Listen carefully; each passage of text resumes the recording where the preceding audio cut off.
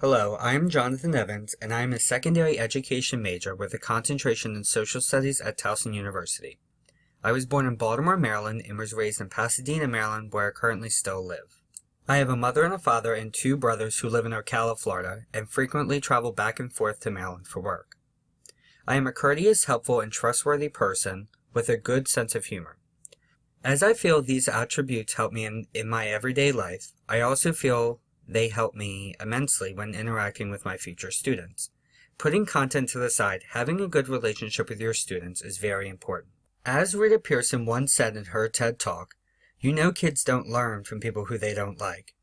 This couldn't be more true. Having a good rapport with all of your students can create a less stressful interaction when teaching a lesson. Ever since I was young, I have always been fascinated with different languages and cultures. Everyone has the same basic structure when it comes to biology. However, ethnicity, culture, and our life experiences make us different from everyone else. Since we are all different in our own ways, and since we live in a pluralistic society, it is highly important that we learn about multiculturalism and different perspectives of events.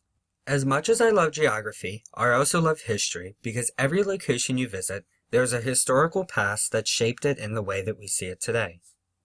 However, when I'm teaching, I don't want to just instruct my students to learn and memorize certain dates and events, but rather show the relevance of the past and how it can be connected to the present time or future.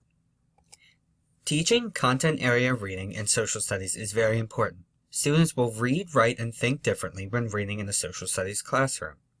As teachers, we want them to think and read like historians. That means questioning everything they read and making claims with evidence to support their answers.